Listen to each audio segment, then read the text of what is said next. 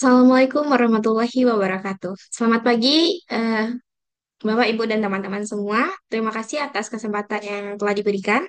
Hari ini saya akan membahas salah satu fenomena sosial ekonomi yang sangat penting dalam pembangunan Indonesia dan di dunia pastinya, yaitu mengenai urbanisasi dan migrasi dari desa ke kota. Nah, topik ini tentunya sangat menarik karena menyentuh banyak aspek dalam kehidupan sehari-hari kita, seperti tempat tinggal, pekerjaan, pendidikan, hingga lingkungan sosial dan budayanya. Nah, yang pertama, untuk mengawali topik ini, tentu kita harus mengetahui apa itu urbanisasi dan migrasi. Jadi, urbanisasi adalah perpindahan penduduk dari eh, perkotaan ke pedesaan. Dan kalau migrasi itu kebalikannya itu perpindahan penduduk dari desa ke kota, biasanya untuk mencari kehidupan yang lebih baik. Nah, tentunya hal ini yang paling banyak terjadi di Indonesia ya, karena eh, masyarakat dari desa itu berpemikiran bahwa hidup di kota pasti akan lebih baik daripada di desa. Nah, perlu kita ingat urbanisasi ini bisa terjadi bukan hanya karena kelahiran di kota, tetapi terutama karena arus migrasi dari desa ke kota yang sangat tinggi. Nah, contohnya nih, seseorang yang lahir dan tumbuh di desa, lalu setelah lulus SMA, ia merantau ke Jakarta untuk bekerja atau kuliah. Inilah bentuk nyata dari migrasi dari desa ke kota. Nah, migrasi tentunya tidak terjadi begitu saja. Ada banyak kategori dan penyebabnya. Yang pertama itu adanya faktor pendorong dari desa. Nah, seperti yang kita ketahui, desa itu memiliki banyak kekurangan ya, baik di bidang infrastruktur atau yang lainnya seperti kurangnya lapangan pekerjaan dan yang produktif yang tersedia. Selanjutnya ada pendapatan rendah dan peluang ekonomi yang terbatas. Dan ada fasilitas kesehatan yang kurang memadai. Tentunya ini sangat terlihat berbeda ya dari desa dan kota. Kalau di kota itu banyak rumah sakit pemerintah, rumah sakit swasta yang tentu memiliki alat dan eh, fasilitas kesehatan yang memadai. Sedangkan di desa itu hanya tersedia klinik-klinik dan puskesmas yang jika terjadi keadaan darurat, pastinya pasien tersebut akan dilarikan ke kota untuk ditindaklanjuti. Nah, itu salah satu faktor yang menyebabkan penduduk desa memiliki statement bahwa hidup di kota itu lebih baik daripada di desa.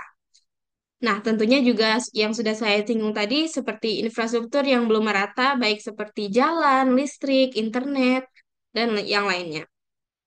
Nah, kalau faktor dari penarik dari kotanya itu sendiri itu adanya peluang kerja yang lebih banyak, khususnya di sektor formal dan industri. Nah, kita ketahui kalau di kota itu banyak banget ya industri-industri yang dibangun.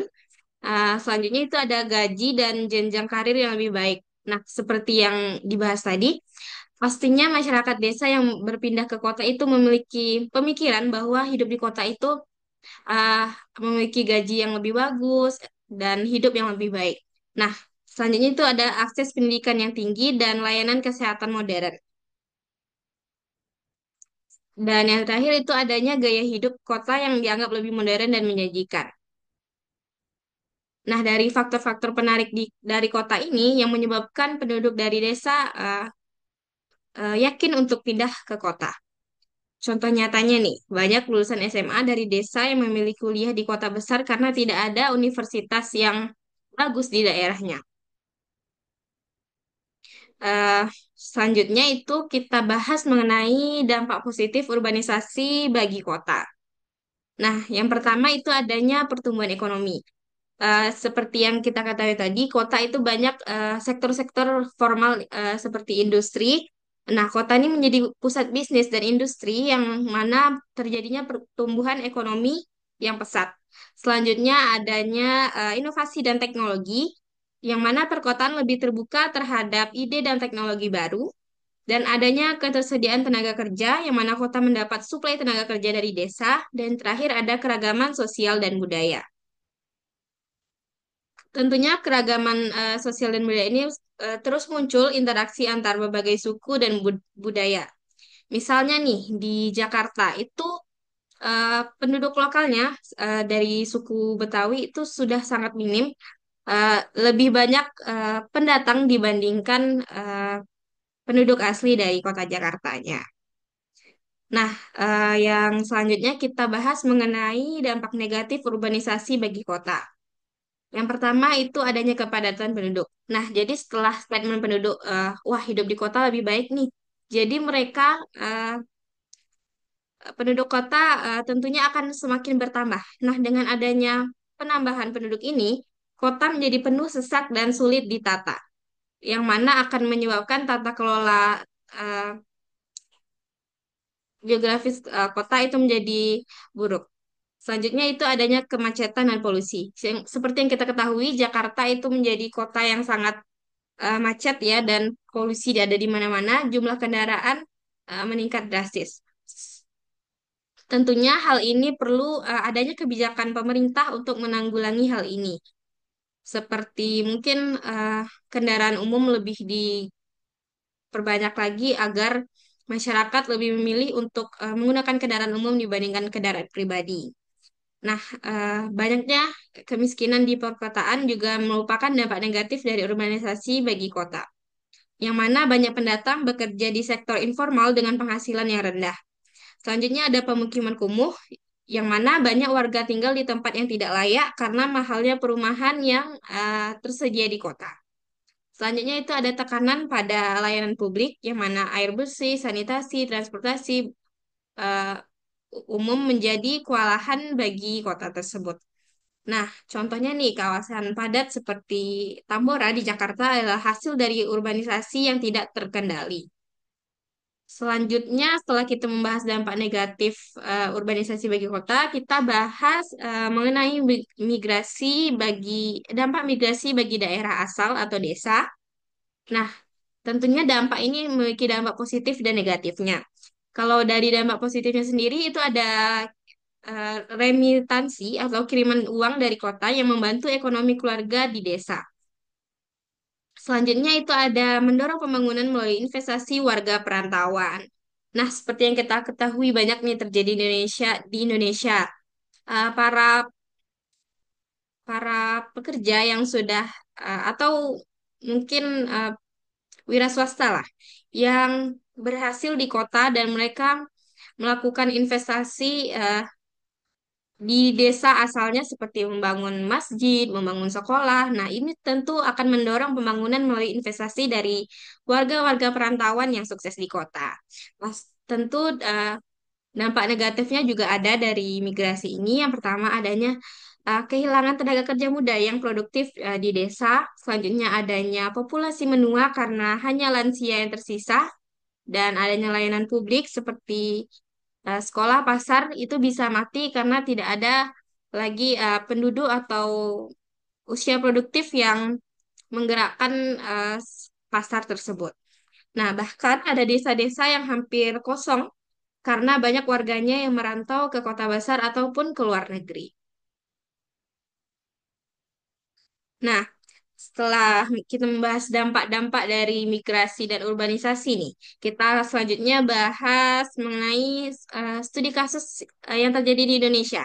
Contohnya nih di Jakarta dan Jabodetabek, yaitu pertumbuhan penduduk sangat cepat akibat migrasi dari berbagai provinsi.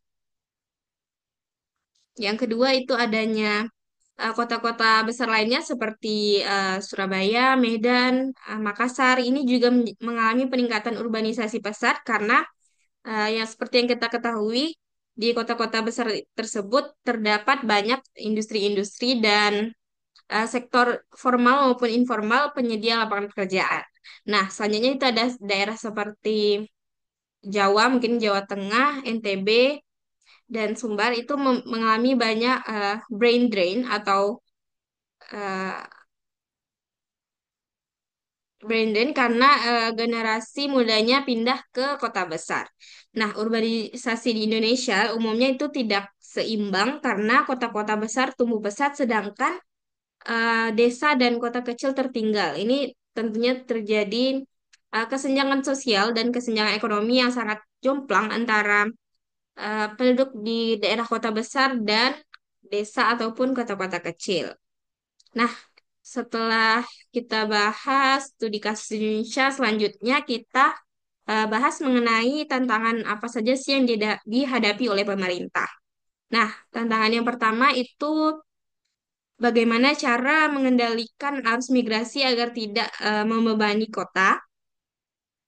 Selanjutnya itu tantangan dalam menyediakan perumahan yang terjangkau. Dan selanjutnya itu ada meningkatkan kualitas hidup penduduk kota tanpa mengorbankan lingkungan. Selanjutnya itu dengan memajukan desa agar tidak terus tertinggal. Yang mana desa ini seperti yang kita ketahui sebagai daerah lah, tempat penyedia faktor produksi seperti kalau kita eh, mengelola beras, yang mana desa menjadi tempat untuk pertanian eh, padi, yang mana nanti beras tersebut akan dikelola di sektor-sektor industri di kota. Nah, setelah kita bahas tantangan yang dihadapi oleh pemerintah, kita selanjutnya membahas solusi dan kebijakan yang dapat diterapkan oleh pemerintah. Tentunya masalah-masalah tadi bisa kita atasi dengan beberapa kebijakan. Yang pertama itu adanya pembangunan daerah dan desa, yaitu dengan cara meningkatkan jalan, listrik, air bersih, dan akses internet di desa. Selanjutnya itu bisa dengan membangun sekolah dan rumah sakit yang berkualitas di desa. Jadi inti dari pembangunan daerah desa ini yaitu dengan meningkatkan infrastruktur dan pemerataan pendidikan bagi masyarakat-masyarakat di desa. Terus yang selanjutnya itu kebijakan penciptaan lapangan kerja di daerah. Nah, ini bisa dilakukan dengan mengembangkan UMKM-UMKM di desa dan pertanian modern dan pariwisata lokal. Selanjutnya itu dengan menyebarkan investasi ke luar Pulau Jawa. Nah, seperti yang kita ketahui nih, kalau di Indonesia sendiri pulau yang paling produktif, pulau yang paling eh, banyak tingkat pekerjaannya dan produktivitasnya itu di Pulau Jawa. Nah, dengan menyebarkan investasi keluar Pulau Jawa, diharapkan ini bisa menjadi langkah awal agar tidak terjadinya kesenjangan seperti yang sudah dijelaskan tadi. Nah, selanjutnya itu dengan pengembangan kota kecil dan menengah.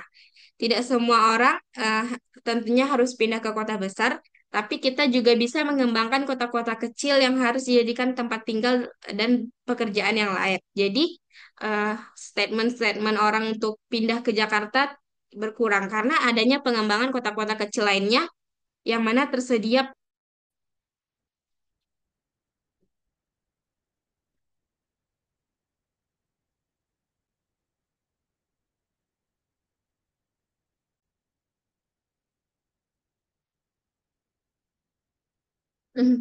Langkah selanjutnya itu dengan perencanaan kota yang berkelanjutan.